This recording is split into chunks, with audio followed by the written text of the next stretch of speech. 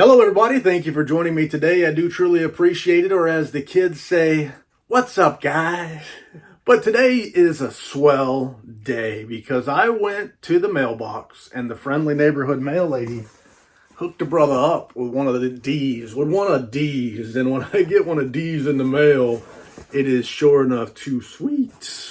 Suntup Editions, one of my absolute favorite publishers on God's green earth, has delivered a book that I'm excited about. It is called Winterset Hollow by Jonathan Edward Durham. Ever hear of it?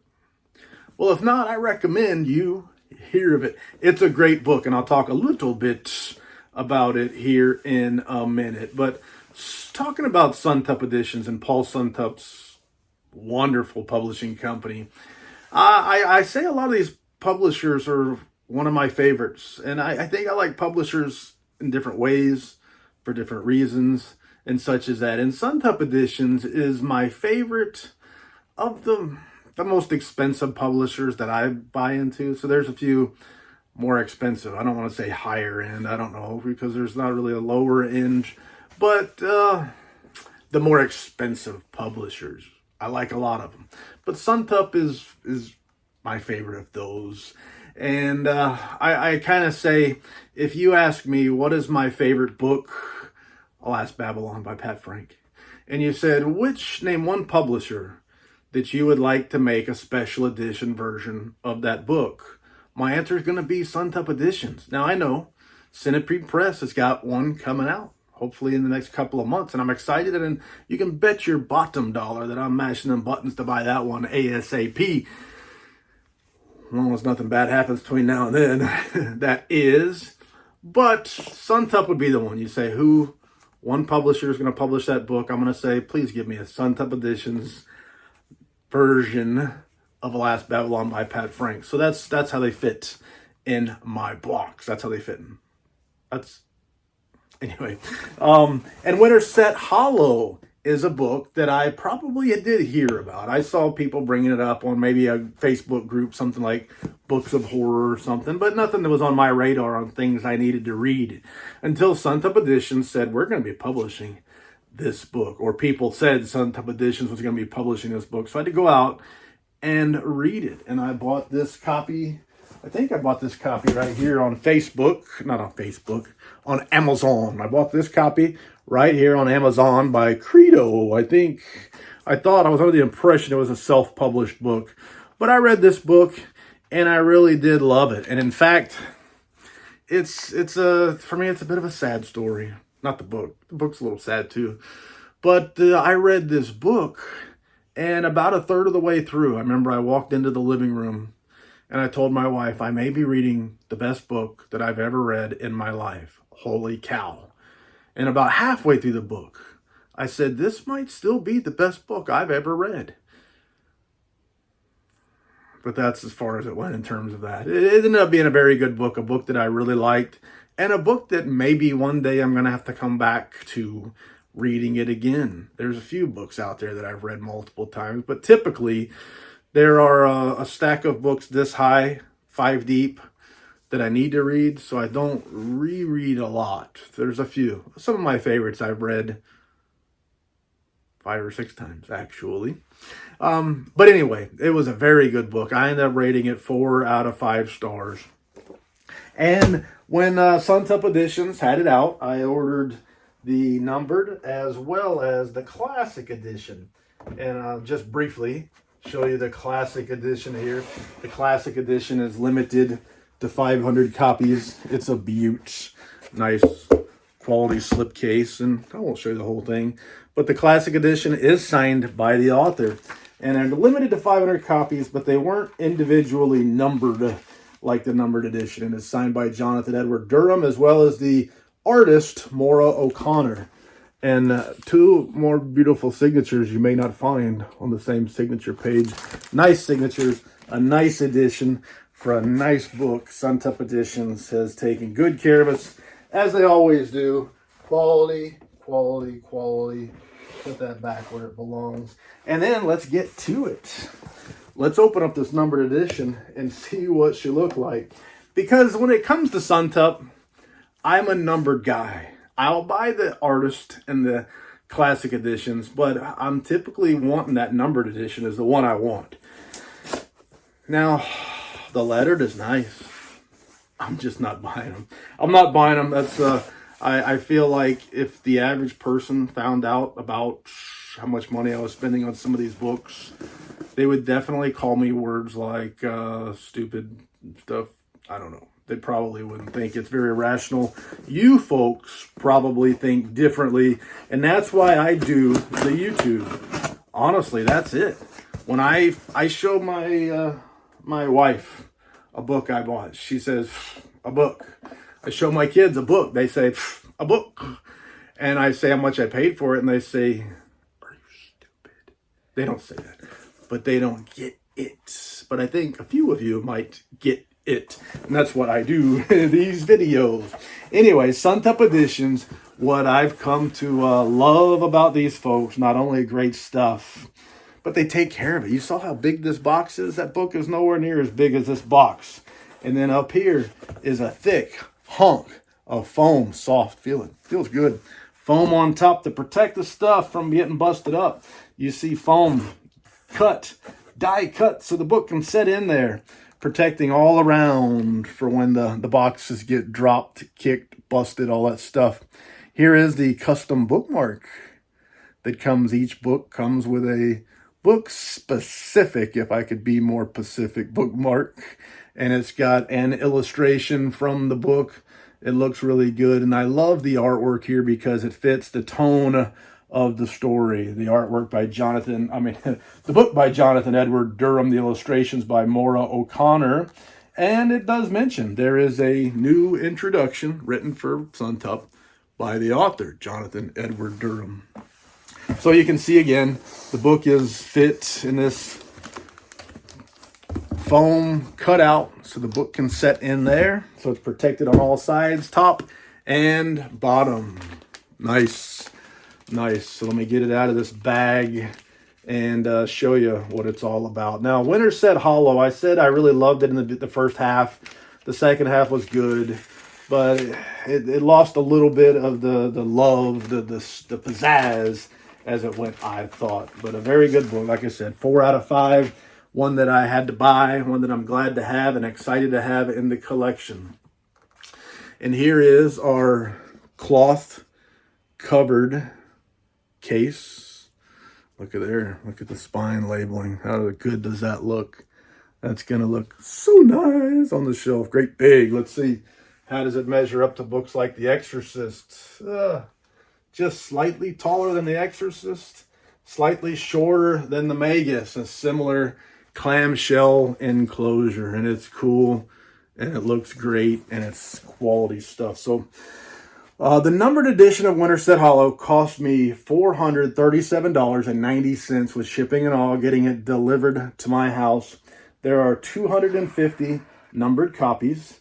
And look at this clamshell enclosure with a velour lining on the inside. It's so soft. So my book is nestled snugly in bed in this velour lining. One day I want to have a bed that's all velour. And I want to be able to every day pay somebody to take that mattress out and bring me a new one so that they're fresh and clean every day. Not really. Anyway, it's nice. It feels nice. And then let me take this book out without dropping the box. Hang on a second. Let me show you what this box looks like. So opened up, it is velour all the way through. Just nice, good stuff. They don't skimp on such things at Suntup Editions. And the book itself, quarter-bound cloth binding, and it's got a paper cover. The paper is letterpress paper, and it's the art, the picture here on the front, the artwork. Oh man, it's so nice. It looks so good. It looks so much better in person than it did on the website. But the picture itself, their website said it was inset, but feeling it actually sticks out a little bit. The picture itself sticks out. So it's not indented and pressed in. It sticks out, so don't rub it with stuff. I don't know why you would rub a book with stuff, especially when you paid a lot of money for. but don't rub it. And then the rest of it is letterpress. You can feel it. You can feel the indentions from the letterpress printing on that paper on the cover. And then the spine looks so fine, so nice. And then there's the back of it. So the next thing I want to show you is I said it was limited to 250 copies. Typically, Suntup Editions puts their signature pages in the back. And I've seen people on Facebook saying, I just got this very expensive book from Suntup and it's missing the signature page. And they're worried and they're stressed. And I'm here to relieve your anxiety. Just look in the back. Some publishers out there put them in the back. Centipede Press, I mentioned them before with Alas Babylon. They tend to put them in the back. Some of them put them in the back. If you don't find it in the front, look in the back. It'll relieve you of some of that worry. And so this copy is number 166 of 250. And like the other one, signed by author Jonathan Edward Durham and Maura O'Connor. And the text is Mark Van Bronckhorst's Verdigris Pro. Frederick Ward's Arrighi ornaments were digitized from the metal type by Michael Babcock, who designed the interior typography. For those of you who were asking. But it's nice. It's nice to be able to read on the book itself to know what you got when you got it. And while we're at it, let's show you that text and show you that typography. The pages are a bit of a creamy color. The paper's Mohawk Superfine, and it is printed offset. What else? The end papers. The end papers are fancy, and they are what Suntup calls Canson Mi Taienti. I don't know what they call it. That's what it sounds like to me anyway. Nice end papers. They look nice. They feel nice. And it's interesting, a little interesting. They go almost all the way to the end of the boards, top and on the side. What else? We got an illustrated book, chock full of artwork. So maybe when you're buying a book like this, you're paying for illustrations too, you know. And the illustrations in this one really help to tell the tale. And the tale is one that I would compare in many ways, not exactly, one that I would compare to other fantasy / kind of horror whimsy. That's a category I'm going to investigate a little more. Fantasy, kind of horror, whimsy stories.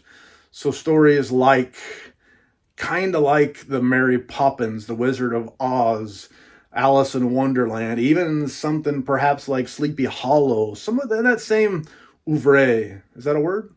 That same kind of story to me, where it's not real, it feels real. It dips into the fantasy heavy with elements of horror and fun. And this one takes that fun and turns it into something not so fun. So what we start off with is, in a nutshell, you have a group of friends who are going to visit an island where a beloved children's book, where the author lived and is inspired these stories on this island. And so they're going, like many of the fans of this book, would go to this island to visit.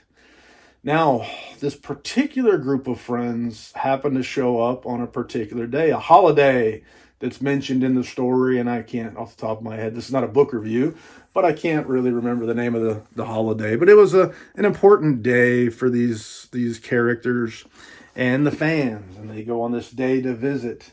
And guess what?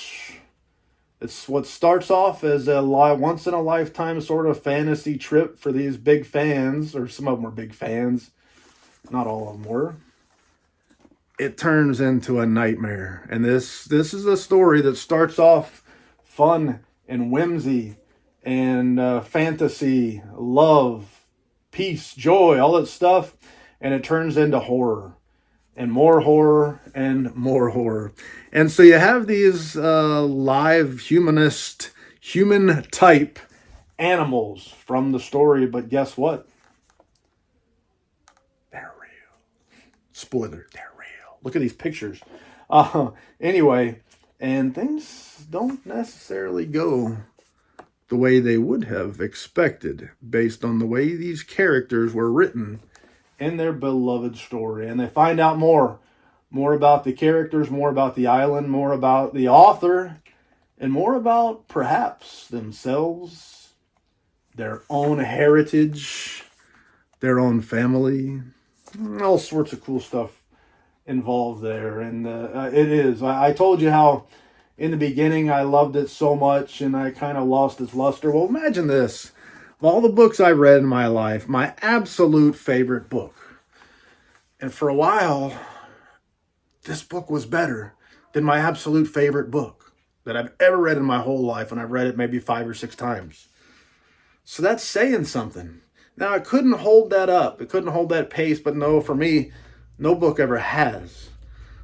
Anyway, I really did like this book. It does warrant another read, and I'm truly excited to be able to have such a beautiful special edition. And I'll show you that binding. And just look how perfect it is. That Smith's Own binding, so well crafted. This book, I may be wrong, correct me if I am, this was one of the first books actually bound by Suntup Editions.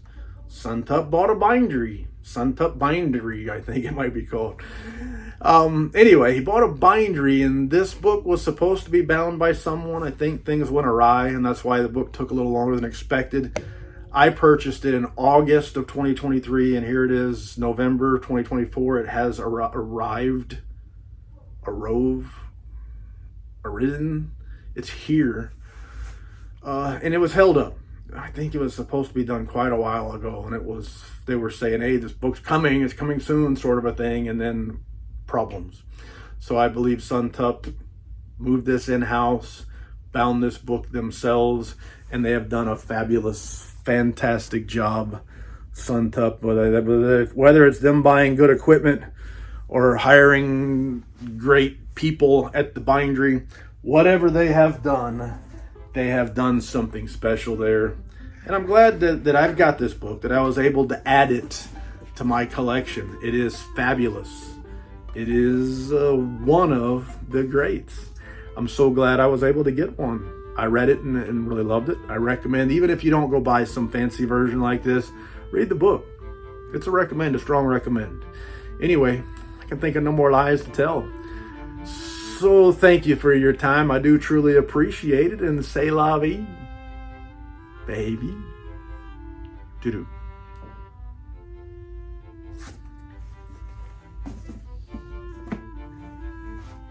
You're still here?